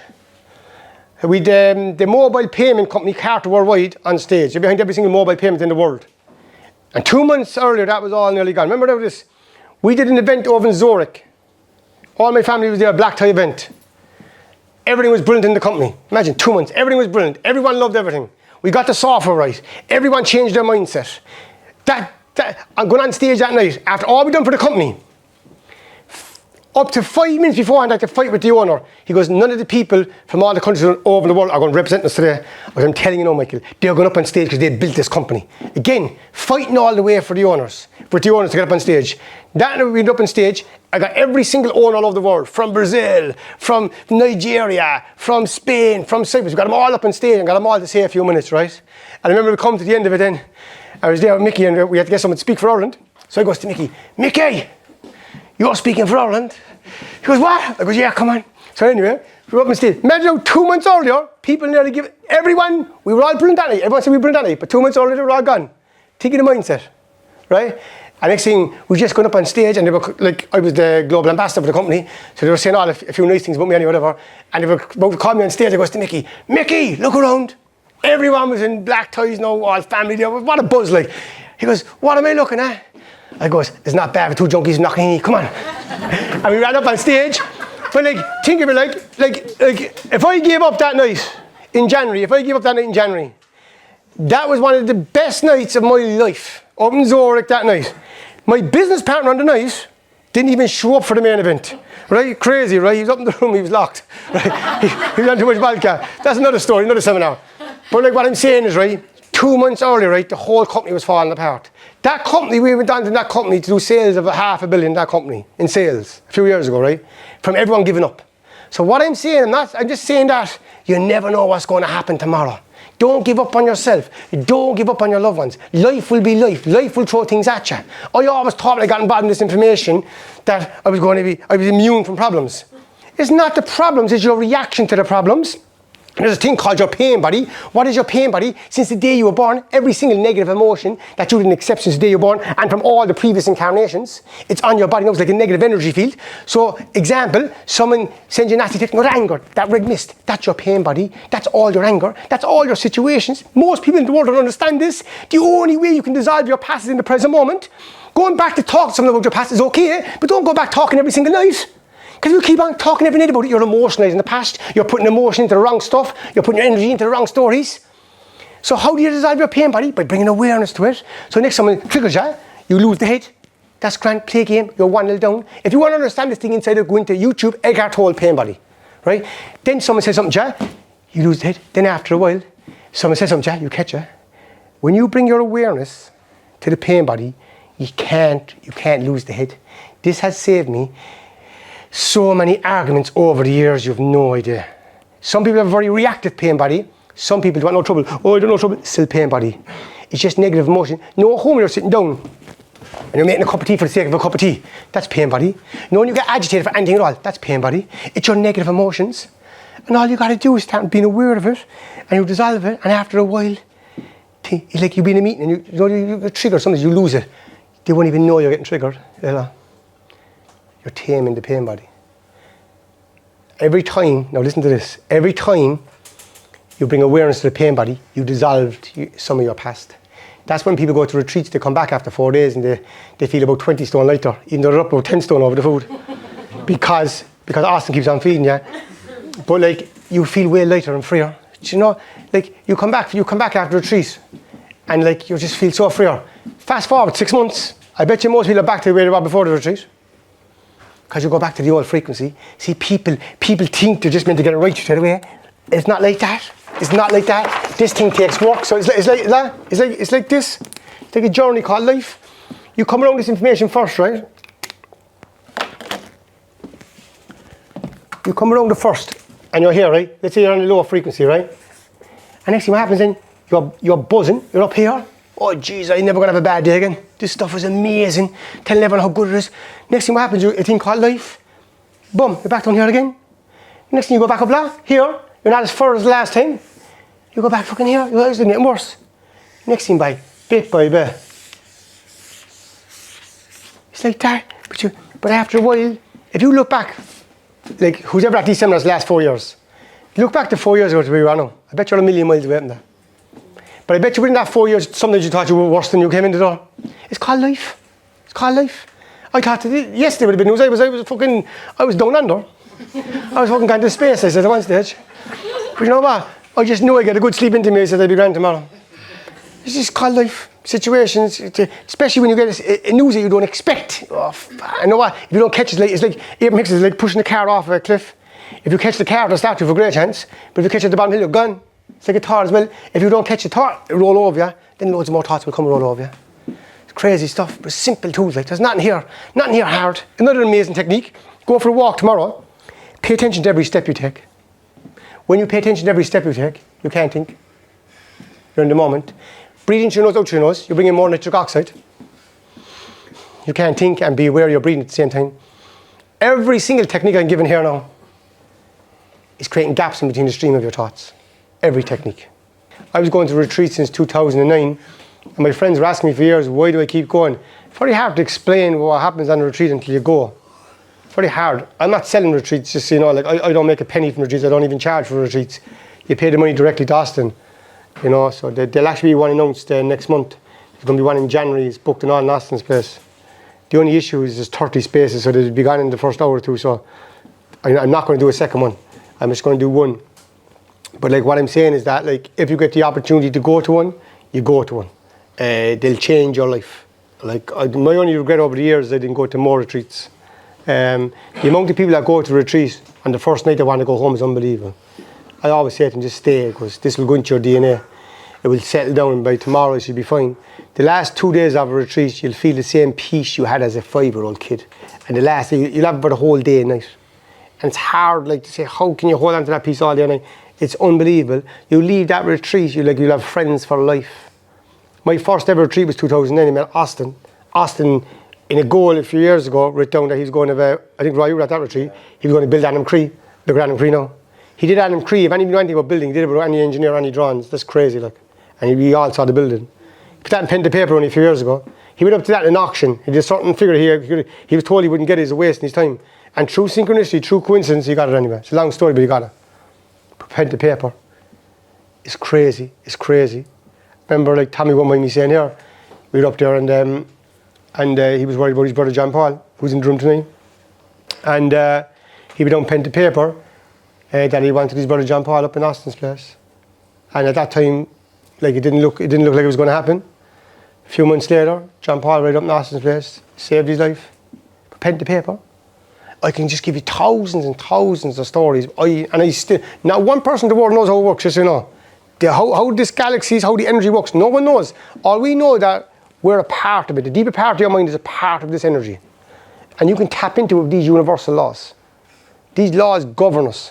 But be aware of your heart right now. Just be aware of the peace in your heart right now.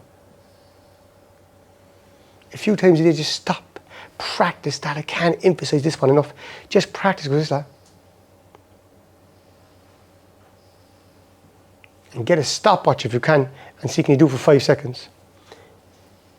Like, how many people told me the 7 minutes they can't do it, it's too long, they can't take it, their mind. Do it for 1 minute, do it for 3 minutes.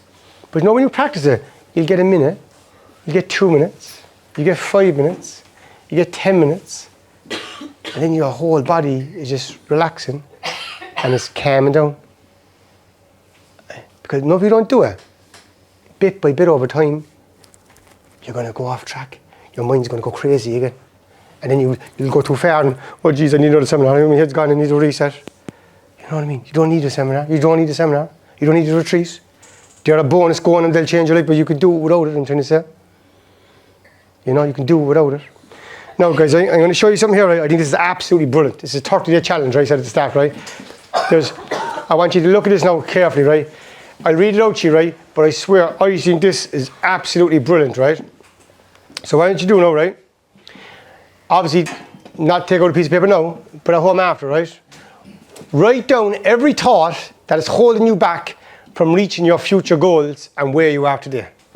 So write down, we never did this now with the seminar before, write down what's blocking you from your goals. So if your goal is to lose 5 stone, example. So what's blocking you from losing 5 stone? If your goal is to get into a better relationship, or treat yourself better, be better to yourself, or a parent, whatever it is, whatever is blocking you from that goal, fear, insecurity, I'm not good enough, write it down. Next one, write down every habit, behavior, or even the way you speak that is preventing you from becoming the person who is healthy, wealthy, and free. Guys, write it down. And you'll be amazed what you put when you put it down. This is only for you, nobody else. Next one, write down what the behaviors look like of a great person you want to become. So whoever you want to become, how happy, how free, how excited. Whatever that person is, he or she, or maybe there's someone you look up to, and you like all the traits of him, write it down. Write down all the behavior, write down everything. Practice thinking about it, practice rehearsing it. Make-believe games. That's why they will go there, go to somewhere that's not even going to happen and play all these make-believe games. You have to go back to the innocence of a child. That's the make-believe games. Like I could tell you a few stories inside here. How even this office came about. I was in another office before, you couldn't swing a cat inside it. I was telling people in the office this was going to happen. We were going to come up here. There's a long story to it. They were saying, it's impossible, you can't do it, we haven't got the money to do it. I go, sure, it's done, sure, what are you on about? We're up here.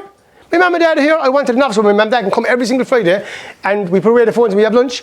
because I'd done it back in 2011, because I'm going to recreate this again. But it looked impossible, it looked out there, but I goes, it's done in my head, so what are you on about? It's done. And all I'll always do around people, so before if I'm meditating, I'll tap if I get the chance. Right? Because tapping is another thing that goes through the subconscious, right? Sure, it's done. Sure, what are you on about? It's done. And my mind is done. There's nothing telling me it's not done. You can't tell me we're not here. And then, through the jigs and the rigs, there was this opposite pair here. It wasn't like this. We came in here. Came in Yvonne, he goes, Yvonne, this is perfect. This is what we can do. Again, things happened. We didn't know COVID was going to come. Businesses closed down. Crazy stuff that happened. A lot of people nearly went out of business, and it affected us, affected everybody else. What are we going to do now? You know? And then we said, we hold the vision. Keep your eye on the prize. When your eye is on the prize, right, don't leave nobody take away your dream. You're in control of your destiny. So when your eyes on the prize, they can say what they want. But you have the vision. Doesn't mean your vision is there every day. Sometimes you're going to go down, but you hold that vision. It's done, sure. That's what we all say. It's done. And if my kids say if anything's wrong, it's done. What's the 3 weeks? No complaining. No blaming. No excuses. And you live in that place in the make-believe games. It's done, it's done, it's done. Next thing you know it, we got this place. We got in here. We did our own thing, did it all. Every single Friday now. My mum and dad called. We put away the phone and we have lunch. We still do that today. That happened a few years ago. But it all started with a thought in 2017. I was down you all, and I says, I'm going to do something special. At the time, my family was going through its own stuff. There's 6 in my family, 5 are in the, like 4 or 5 was in the fellowship, whatever. What I'm trying to say is that people are going through their own stuff, they're going through the times at that time. And now what I says, I can do this. I was told you can't work with your friends, and you can't work with family, because that's their belief. I remember my first business was a tyre company. I didn't even know fucking how to plan a tyre. I remember Park, he rang me, Park, and Stupid rang me to put a shortlist together because they were going to find someone to go into the third person. They rang me. He goes, would you go into, I never no business in my life. He goes, would you go into open the business with us? I goes, what is it? Tyres? I goes, I know nothing about tyres. He goes, I don't either. I goes, come on, we have a go of it. I put every last penny I had into it. I made a go of it and it lasted years. But my dad sent me out to his friend, and he said to me, don't open the business with your friends, you won't get on. But I goes, I was learning all this stuff at this stage. I was in this stuff, around this stuff for years. I didn't know anything about law of attraction at this stage. I was when you get new to it, but I knew about Eckhart Tolle and all that. I goes, no, I'm going to have a go after this. It's a good feeling off I'll be all right. In 8 years, we never had one argument. We had disagreements, never had an argument, ever. And we made it work. And then I said, you know what? I'm going to bring family together. We did it before. I'm going to do it again. And the dream was to bring this place together. And we did it. But I did it in my mind first, in my imagination. And even still today, I've other goals and I've other dreams, but nobody will tell me if I get into my head that it's not going to work. You can't tell me because I won't listen to anybody. And that's my downfall too, because I get into loads of trouble over it. Geez, I thought I was going to work, didn't work. Does everything work out? Absolutely not. Do I have loads of setbacks? Yes. Do I fail? Umpteen times. Have I told you how many times I fail? Oh my God, I know what I do. But I keep getting back up. People come to me all the time. I'm up in no business. I'm scared of my life. I go, what's the worst can happen? It doesn't work out. I go, so what? Open another one. That's my attitude. Like, go out and do it, but don't be stupid. Like, learn from your mistakes and get on with it. That's what's the problem. We put kids into school and we do all the system and we tell them, don't take chances, don't take risks, don't be an entrepreneur. I learned at 37 years what multiple source of income was. Nobody taught me in school what residual income was. Imagine that. I went through everything, had to lose everything. I went up to a seminar. John Boyle was there. I goes, what's John Boyle doing seminars for? He's involved in that industry. I didn't understand it. He was a billionaire. There was another fella from England, changed my life. Changed my life. He goes, know what I do? He goes, I do 3 things. I'm involved in property. I'm involved in gold. And I'm trading the markets. And I goes, right. This time, no, another time in my life I lost everything. So don't follow me, because I'll keep on losing everything. But anyway, what I'm saying is, I was saying, right. He goes, no, it's not most of the online people. They have one source of income. I've never heard that in all my life. He goes, Dave, if anything happens to that job, they have no money. And most of us live like this because we're taught by the system to live like this. But all the rich people in the world don't live like this. I goes, Jesus. He goes, in 2009, when all the property crashed, he took his money out of physical gold and he was able to stay in the game and he trades. So he have 3 sources of income. So he have multiple sources of income. And I goes, that's where I'm going wrong. That's where I went wrong. And in my mind, in my imagination, at that time I had no source of income, I said nothing. But I remember meeting Stevie, it was actually 2 years later, and we sat down and he goes, how's your portfolio? I had 99.9% in one asset again, after hearing all this stuff now. But I said back then, I'm going to actually change all this, I'm actually going to go to multiple sources of income. But first I did it in my imagination, first I did it in my mind. People said, you can't do this, you can't do that, it won't happen. And I did it. And I created multiple sources of income. But that's powers in you to do. The reason I'm saying it because it's in you. When I did seminars first, I'd never talk about this. I'd ever talk about my own goals and my own dreams. But why not? If I can inspire someone else to do it, why not? Why not? This stuff was freely given to me. I was taught at 37 years of age at a seminar about multiple sources of income. I was taught these seminars about not giving up, about keep going, expand your vision. And when you surround yourself with all these people, I remember a story we got in the charity they built the school in. It's a crazy story. I said to Stevie, I'm going to do the school only if I can meet your man. Your man is a billionaire, your man don't meet nobody. And I goes, I want to meet him, that's it. But I kept on doing it. It was in the middle of COVID and he wouldn't meet no one. I went all up to North in the middle of COVID.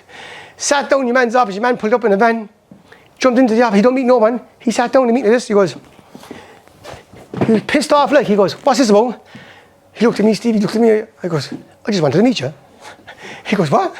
I heard so much about you and your family, I just wanted to meet you. I wanted to be in the presence of someone who was a billionaire. That was a goal of mine. And your man was very upset with me, didn't like it at all. No time the meeting finished. He gave me his phone number, next minute knocking me a shout. But take the chance and go for it, why not? Do you know what I mean? Like, I'm like, why can't I sit in the room with that man? In my mind, I said I'm a billionaire, even though it's impossible. My financial advisor says it's impossible to be a billionaire because I'm a billionaire in my head. I remember, this is very funny now, like, this is definitely got off script. I remember a few years ago, right, this is going back now a few years older again, 2014 when I lost everything again. And next thing I was out to my accountant, right? And next thing, everything was gone anyway. Everything was gone. It was crazy, you know. I remember Yvonne rang me. And I was down in I had that car and I was attached to that car. The only thing I wouldn't get rid of. I was getting the car cleaned anyway. And everything was gone. My head was gone. And next thing, Yvonne rang me. She goes, what are you going to do? She goes, she wasn't worried about herself. She was worried. She goes, everything's gone, Paul. What are you going to do? And I was worried about everyone. She was just worried about me. And I goes, I was after taking 2 weeks now, like my head gone like a funeral. Oh my God. Next thing I dust myself down. I goes to her, I'm going to do it all again. She goes, what? Yeah, I'm doing it all again outside the world. I'm doing it all again. I'm going to create everything. I've brought it in my head. I know to do it. I know where I went wrong. She goes, Paul, come on, go back to a normal job. She even rang me buddy Donald, the property he bought me all up to Tipperary next day, blah, blah. He gave me to the house. My head was down, my head was gone. He goes, get into the car in the morning. He goes, and he leave it to a country, but leave your wallet at home. I'm not in my wallet anyway. He brought me all up to Tipperary, showed me all the properties and everything, tried to get me involved in the game. I was, do I know what you're doing? I goes, I'm not getting involved. I'm going to get back into the industry. I'm going to do it again. So I don't with my accountant. My accountant wrote out a check because I had 4 kids. He goes, you go down to the social welfare now, he says, and you give him that, he says, and he says, they'll give you 430 euros. He did it all done. I goes, right. I goes, give it to me. And I looked at him, I goes, Peter. He gave me the check. I goes, I'm a fucking billionaire. He goes, get out of my office, you're mad enough to be one. And it didn't click the social welfare. Do you know what I mean? But what I'm trying to say is, right, so I know what it's like to be on the floor, I know what it's like to be up. But what I'm saying is, like with these tools and techniques, right, I won't give you the perfect life, but you know what I mean? Just get on with it. Get on with it. You have a big loss, so what? Get up and go again. Get up and go again. You know what I mean? And dust yourself down and go and be there for your friends. And know when you're on the floor, then you know who your friends are. Then you know who your people are. Because everyone's around when things are good. When things are bad, they won't be around. And know what? You learn from that too. Before I'd have a resentment against someone, no, leave them off. Why would I have resentment anymore? Why? Because it doesn't serve me any good and it destroys my head. So this stuff is constant work. If I don't work on this stuff, like I'll be demented tomorrow, like I was demented yesterday because I got news I didn't expect. But know what, today, I'm actually grand with it. I was sat with it, goes, you know what, it is what it is now. Get on with it. If that was before, it could be taking me a month to get over that. But see, you know, when you learn, you don't have to be doing it that long. So practice. Now, what emotions would you feel when your future already happened? We touched on that there. You feel ecstatic, you feel buzzing, you're electrifying. That's what you got to do. You got to get into that state. And when you get into that state, what happens is practice. Are you listening to this? You have to teach your body emotionally what the future feels like before it happens. So, you don't attract what you think, but watch this now. You attract what you feel, but thoughts affect the way you feel. So it's like the same thing. But you got to teach your body emotionally. Whatever you want to manifest, you got to emotionalize. You got to feel it here. You got to taste it, smell it, touch it. And when you can teach your body emotionally, it has to work out. If you practice this every day and become conscious of what you want to become, you will see evidence show up in your life in the most surprising ways. This will give you confidence to keep doing it again and again. I gave you tonight 4 or 5 different examples in my life when I was on the floor and I had to put this into practice, and that's why I got to this place tonight. I know this stuff works. I know how to do it. I know how to go. Nobody can tell me it doesn't work. I've seen in this room like hundreds and hundreds of people that come to these seminars in the past few years. I've seen thousands of people I've been working for. This stuff works all the time. But you know what? This stuff is secondary. It's the way you feel is the key. Like, how do you feel now compared to nearly 2.5 hours ago? How do you feel now? I'm going to close out tonight with this book, right?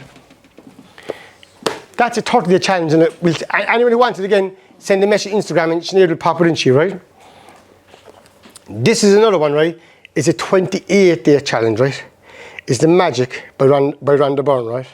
This thing is so powerful. It gives you, it's only 2 or 3 pages a day. It gives you a technique to do each day. One of the day's techniques is get a magic rock, put it in with you. Another thing is you write down 10 blessings every morning on paper. I'm blessed my eyes so I can see. I'm blessed my nose so I can smell. We're only great for our health when we haven't got our health.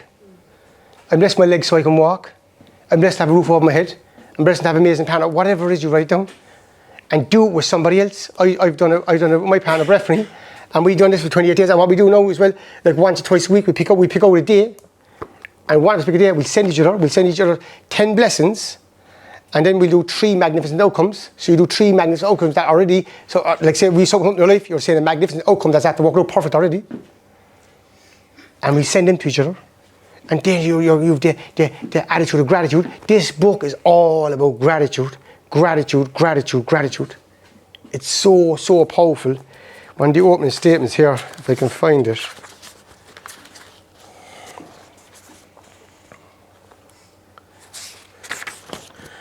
I find this now in the book, right? I just want to say it's the book Gratitude. No, I'm looking for it, but it's one of the open page anyway. It speaks about gratitude. It goes back to it takes something from the Bible. That when you see stuff written in the Bible, it's like parables. It takes stuff from the Bible, and the word was gratitude. It's one of the greatest things in the world. The attitude of gratitude, and you develop that by putting all this stuff into practice. And again, I started off tonight. And I finish with, like, how do you feel now compared to the start of the night?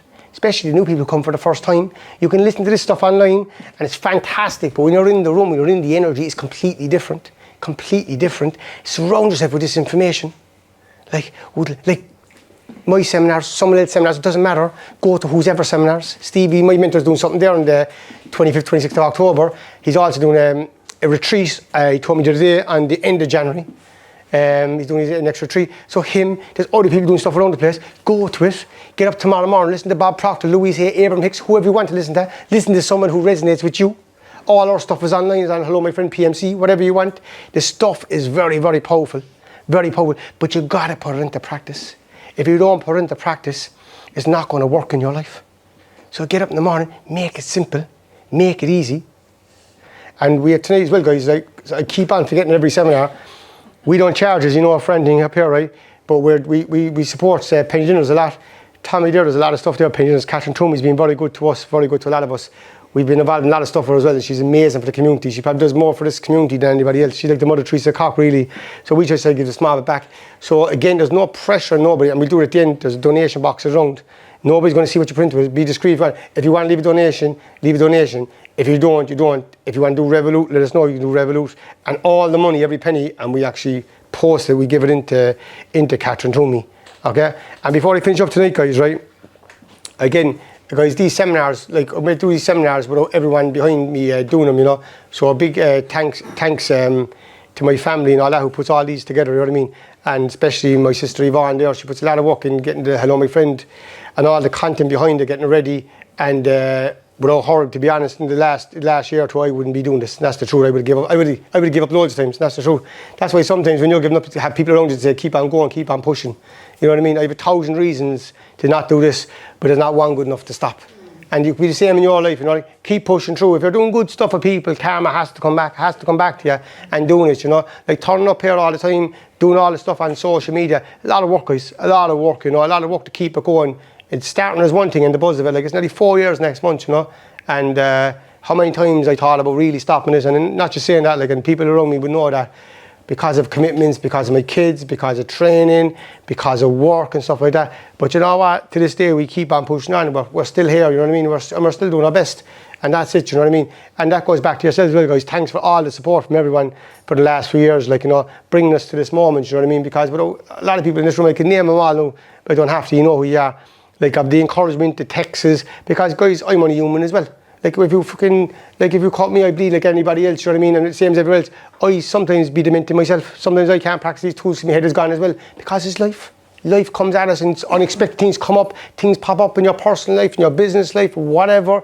It's called the journey, you know what I mean? But you know what? Keep on plucking away because it's worth it. So thanks, guys.